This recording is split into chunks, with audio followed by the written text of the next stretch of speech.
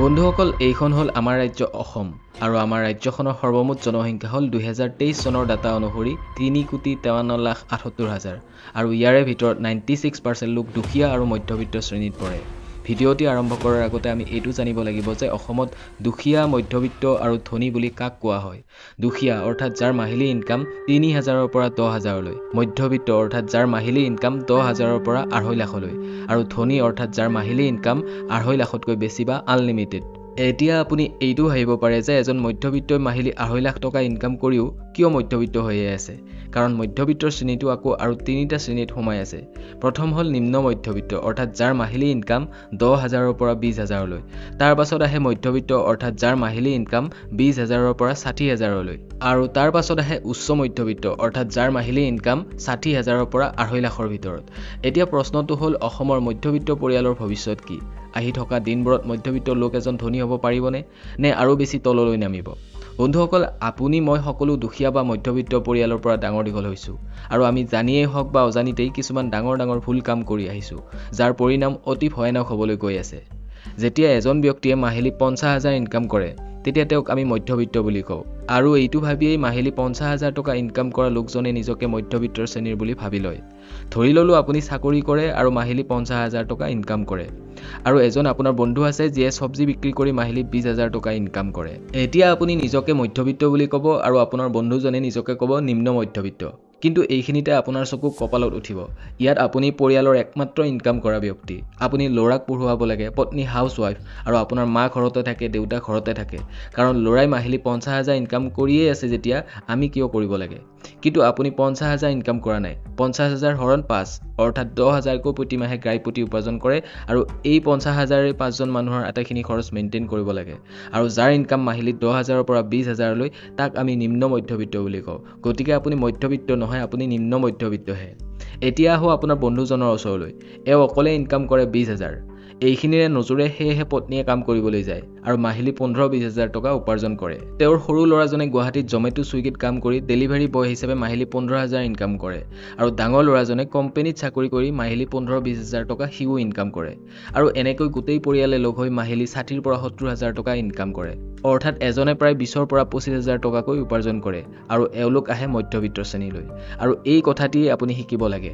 আপোনাৰ আচল ইনকাম সেইটো হ'ব যেতিয়া আপোনাৰ দৰমহাক পৰিয়ালৰ বাকী সদস্যৰে ডিভাইড কৰিব, তেতিয়াহে আচল ইনকাম ওলাই পৰিব। আৰু ডিভাইড কৰাৰ পাছত যদি আপোনাৰ লগত 50,000 থাকে তেন্তে আপুনি মধ্যবিত্ত হ'ব।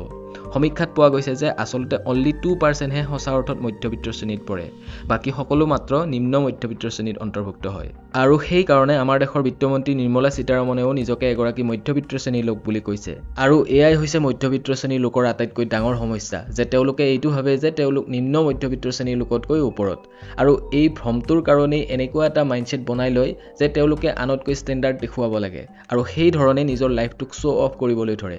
আৰু সেই কাৰণে তেওঁলোকে নিজৰ ষ্টেণ্ডাৰ্ড মেইনটেইন কৰি ৰাখিবলৈ সকলো ক্ষেত্ৰতে বেছিকৈ খৰচ কৰিবলৈ ধৰে।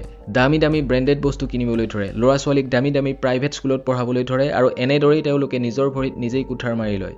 পৰিয়ালৰ কেৱল এজন ব্যক্তিৰ ওপৰত নিৰ্ভৰ কৰি চলাটোৱেই হৈছে আমাৰ দৰে মধ্যবিত্ত শ্ৰেণীৰ লোকৰ আটাইতকৈ ডাঙৰ ভুল।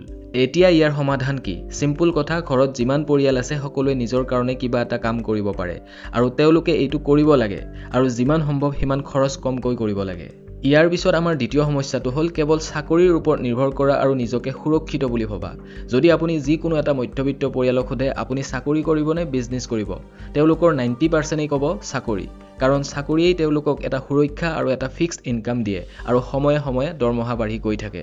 কিন্তু ৰ'ব, ইয়াত আপোনাৰ চকু আকৌ কপালত উঠিব। যদি আমি অসমৰ বিভিন্ন চাকৰিয়ালৰ দৰমহা কেইবছৰমান আগৰ দৰমহাৰ সৈতে তুলনা কৰোঁ তেন্তে তথাপিও এই দৰমহা বৃদ্ধিৰ পৰিমাণে মূল্য বৃদ্ধিক পিছ পেলাব নোৱাৰে। 2002 চনত পেট্ৰলৰ দাম 29 টকা আছিল আৰু এই পেট্ৰলে আজি 100 টকা পাৰ লিটাৰ অৰ্থাৎ প্ৰায় 300% দাম বৃদ্ধি হৈছে। কিন্তু কাৰোবাৰ দৰমহা 300% বৃদ্ধি পাইছেনে?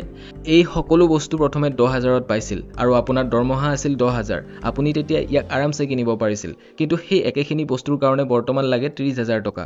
কিন্তু আপোনাৰ দৰমহা বৰ্তমান মাত্ৰ 20,000 অৰ্থাৎ মূল্য বৃদ্ধি আপোনাৰ দৰমহাতকৈ বেছি বৃদ্ধি পাইছে। আৰু সেই কাৰণেই মধ্যবিত্ত শ্ৰেণীৰ লোক ধনী হোৱাটো দূৰৰে কথা, মধ্যবিত্ত হৈ থকাটোৱেই কঠিন হৈ পৰিছে। আৰু এইটো এই কাৰণেই হয় কাৰণ মধ্যবিত্ত শ্ৰেণীৰ লোকে কেৱল চাকৰিহে পছন্দ কৰে।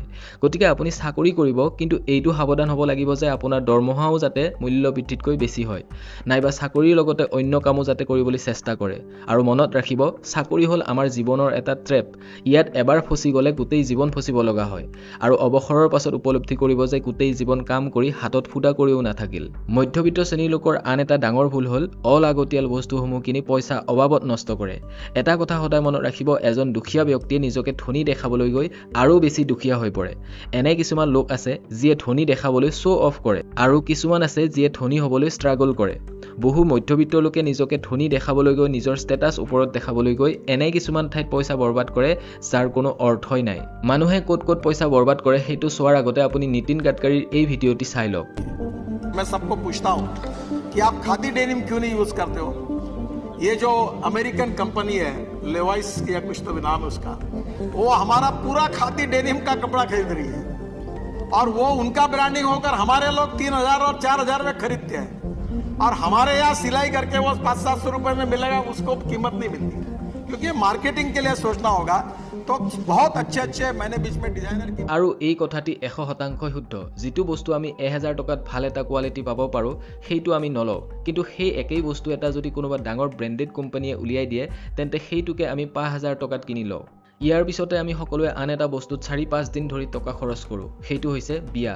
বিয়াখনত কেৱল মধ্যবিত্ত বুলিয়েই নহয়, নিম্ন মধ্যবিত্ত, দুখীয়া, উচ্চ মধ্যবিত্ত সকলোৱে বিয়া এখনত হিচাপতকৈ বহুত বেছি টকা খৰচ কৰি দিয়ে। আমাৰ মাজৰ বেছিভাগেই ধাৰ কৰি, লোন লৈ, মাটি বন্ধকি দিও বিয়াখনত খৰচ কৰোঁ, আৰু গোটেই জীৱন সেই টকাৰ ধাৰ মাৰোতেই গুচি যায়। ইমান ডাঙৰকৈ বিয়াখন পাতি ইমান টকা বৰবাদ কৰাতকৈ সৰুকৈ বিয়াখন পাতি টকা ধাৰ নকৰাকৈ চলি যাব নোৱাৰিনে? মধ্যবিত্ত পৰিয়ালৰ তৃতীয়টো প্ৰব্লেম হ'ল ৰেষ্টুৰেণ্টৰ খাদ্য বেছিকৈ খোৱা। দামী দামী 5 ষ্টাৰ হোটেলত গৈ অৰ্ডাৰ কৰাটো বৰ্তমান সময়ত এটা ফেশ্বন হৈ পৰিছে। এওঁলোকে উইকেণ্ডত কোনোবা এখন ৰেষ্টুৰেণ্টলৈ গৈ ফ্ৰেণ্ডৰ সৈতে পাৰ্টি কৰি ৰিলছ বনোৱা, ফটো শ্বেয়াৰ কৰা প্ৰায় দেখিবলৈ পোৱা যায়। আৰু ইয়াৰ উপৰিও অনলাইন ফুড ডেলিভাৰী কোম্পানী যেনে জমেটো, ছুইগি, ডমিন'জ ইত্যাদিৰ পৰাও মেক্সিমাম লোকে খাদ্য অৰ্ডাৰ কৰে, যিবোৰ খাদ্যৰ দাম হিচাপতকৈ বহুত বেছি হয়। এনেদৰে বাহিৰৰ খাদ্য খাই পইচা অবাবত খৰচ কৰাটো মধ্যবিত্ত লোকৰ এটা ডাঙৰ প্ৰব্লেম। চতুৰ্থতে মধ্যবিত্ত শ্ৰেণীৰ লোকে আৰু এটা বস্তুত পইচা অবাবত নষ্ট কৰা দেখা যায়, সেইটো হৈছে অনলাইন শ্বপিং। আপোনালোকে গম পায় যে এমাজনত গ্ৰেট ইণ্ডিয়ান ফেষ্টিভেল আৰু ফ্লিপকাৰ্টত বিগ বিলিয়ন ডেজৰ সময়ছোৱাত অৰ্থাৎ পূজাৰ সময়ত প্ৰতি বছৰে ছেপ্টেম্বৰ আৰু অক্টোবৰ মাহত এই কোম্পানীসমূহে ফেষ্টিভেল পাতে, আৰু আমাৰ মাজৰে লাখ লাখ মানুহে এই সময়লৈ ৱেইট কৰি থাকে। আৰু চেল আৰম্ভ হোৱাৰ লগে লগে অফাৰ প্ৰাইচসমূহ দেখাৰ লগে লগে মানুহে সেইবোৰ নভবা নিচিন্তাকৈ কিনিবলৈ আৰম্ভ কৰে। ইয়াত কিছুমানৰ ফাইদাটো হয়, কিন্তু বহু সময়ত মানুহে সেইবোৰ বস্তু কিনি লয় যিবোৰ হয়তো তেওঁলোকৰ প্ৰয়োজনেই নাই। আপুনি ভাবিব পাৰে 10,000 টকীয়া বস্তু এটা 6,000 টকাত কিনিলে আৰু আপুনি 4,000 টকা ৰেহাই কৰিলে, কিন্তু এইটো একেবাৰে নহয়, বৰঞ্চ আপুনি 6,000 টকা লছহে কৰিলে, কাৰণ সেই বস্তুটো আপোনাৰ প্ৰয়োজনেই নাছিল।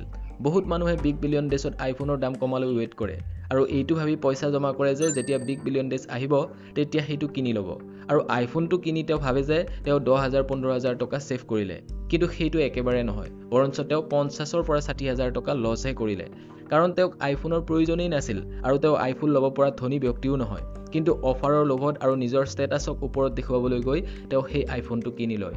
5 নম্বৰ বস্তুটো হ'ল য'ত মধ্যবিত্ত লোকে অধিক পইচা খৰচ কৰে, সেইটো হৈছে ব্যক্তিগত শিক্ষাখণ্ড। শিক্ষা গ্ৰহণ কৰিবলৈ পইচা খৰচ কৰক, কোনো কথা নাই, কিন্তু ব্যক্তিগত শিক্ষাখণ্ডত লাখ লাখ টকা খৰচ কৰি ধৰুৱা হোৱাটো কোনোপধ্যেই ভাল কথা নহয়। বৰ্তমান সময়ত ভাৰতবৰ্ষত কোচিং অনুষ্ঠানসমূহৰ ৰেভিনিউ হৈছে 58,000 কোটি, আৰু 2028 চনলৈ ই বাঢ়ি 1,33,995 কোটি হ'ব পাৰে বুলি ধাৰণা কৰা হৈছে। কিন্তু ইমান টকা কেৱল কোচিঙৰ নামত দামী দামী প্ৰাইভেট স্কুলত খৰচ কৰাৰ পাছতো 50% গ্ৰেজুৱেটছ এতিয়াও আনএমপ্লয়মেণ্ট হৈ আছে। পিতৃ-মাতৃয়ে লাখ লাখ টকা খৰচ কৰি দামী দামী স্কুলত IIT, JEE, NEET, IS, IPSৰ প্ৰস্তুতি কৰিবলৈ ল'ৰা-ছোৱালীক পঠাই দিয়ে, আৰু তাৰ পাছত কেৱল মাত্ৰ 1% লোক ছাকচেছ হয় আৰু বাকী 99% লোকৰ পইচা কেৱল বৰবাদহে হয়। মই মোৰ এডুকেশ্যন কোনো দামী স্কুল বা কলেজৰ পৰা কমপ্লিট কৰা নাই, কিন্তু বহুত এনেকুৱা লোক আছে যিয়ে দামী দামী স্কুল কলেজৰ পৰা শিক্ষা গ্ৰহণ কৰিছে, তথাপিও কিন্তু তেওঁলোকৰ না কোনো নলেজ আছে না কোনো স্কিল ডেভেলপ হৈছে। আজিৰ দিনত অনলাইনত সকলো বস্তু এভেইলেবল পাব, আৰু বহুত দামী দামী স্কুলত পঢ়িলেও বিশেষ একো নাপায় যিখিনি অনলাইনত নাপায়। যদি আপোনাৰ লগত যথেষ্ট পইচা নাই, তেনেহ'লে দামী দামী স্কুলত আপোনাৰ ল'ৰা-ছোৱালীক পঢ়োৱাৰ কোনো প্ৰয়োজন নাই। ভাৰতত কেৱল ডাক্তৰ, ইঞ্জিনিয়াৰ, IAS, IPS কেৱল এইকেইটা কেৰিয়াৰেই অপশ্যন নহয়। ইয়াৰ বাদেও হাজাৰ হাজাৰ এনেকুৱা কেৰিয়াৰ অপশ্যন আছে য'ত বহু ইনকামৰ লগতে নিজকে পপুলাৰো কৰিব পাৰে। যদি আপোনাৰ লগত ধেৰ টকা আছে তেনেহ'লে খৰচ কৰক, মোৰ কোনো প্ৰব্লেম নাই। কিন্তু যদি টকা নাই তেনেহ'লে অলপ ভাবি চিন্তিহে খৰচ কৰিব। আৰু শেষত মই এটা কথাই ক'ম, নিজকে ধনী দেখুৱাবলৈ চেষ্টা নকৰিব, কেৱল ধনী হ'বলৈহে চেষ্টা কৰিব।